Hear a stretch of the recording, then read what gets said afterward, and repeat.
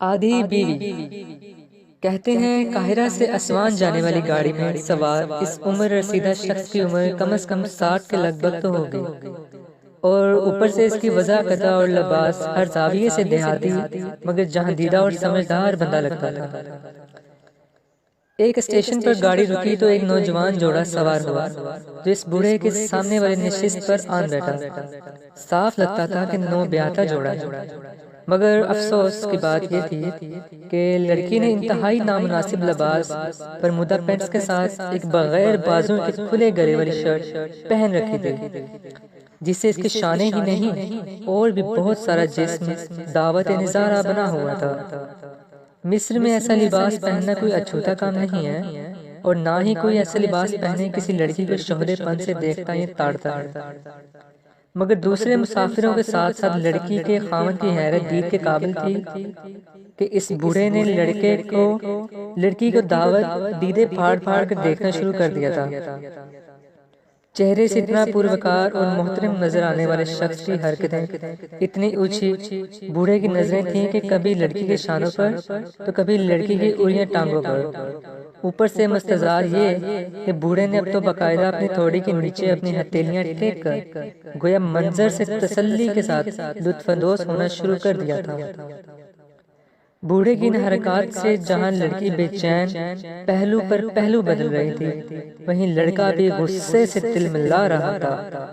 بالآخر اس نے پھٹتے ہوئے کہا، بڑے میاں کچھ تو حیا کرو، شرم آنی چاہیے تمہیں۔ اپنی عمر دیکھو اور اپنی حرکتیں دیکھو، اپنا منہ دوسری طرف کرو اور میری بیوی کو سکون سے بیٹھنے دو۔ بوڑھے دیہاتی نے لڑکے کی بات تحمل سے سنی اور متانت سے جواب دیا، لڑکے میں نہ تو جواباً تجھے یہ کہنا چاہتا ہوں کہ تو خود کچھ شرم و حیا کر، نہ ہی تجھے یہ کہوں گا کہ تجھے اپنی بیوی کو ایسا لباس پہناتے ہوئے شرم نہیں آتی۔ تو ایک آزاد انسان ہے، بھلے ننگا گھوم، ساتھ اپنی بیوی کو بھی گھما، لیکن میں تجھے ایک بات ضرور کہنا چاہتا ہوں کہ تو نے اپنی بیوی کو ایسا لباس اس لیے نہیں پہنایا کہ ہم اسے دیکھیں۔ اگر تیرا منشا ایسا تھا تو پھر کاہے کا غصہ اور کس بات کی تلملاہٹ؟ بوڑھے نے اپنی بات جاری رکھتے ہوئے کہا، دیکھ میرے بیٹے، تیری بیوی کا جتنا جسم ڈھکا ہوا ہے اس پر تیرا حق ہے کہ تو دیکھ، مگر اس کا جتنا جسم کھلا ہوا ہے اس پر تو ہم سب عوام کا حق بنتا ہے نا کہ ہم دیکھیں۔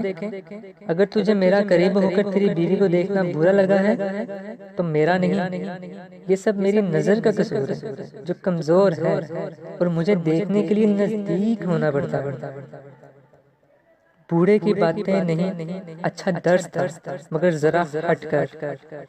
لوگوں نے جان لیا تھا کہ بوڑھا اپنا پیغام اس جوڑے تک پہنچا چکا ہے۔ لڑکی کا چہرہ اگر شرم سے سرخ ہو رہا تھا تو لڑکا منہ چھپائے چلتی گاڑی سے اترنے پر آمادہ، اور ہوا بھی ایسے ہی۔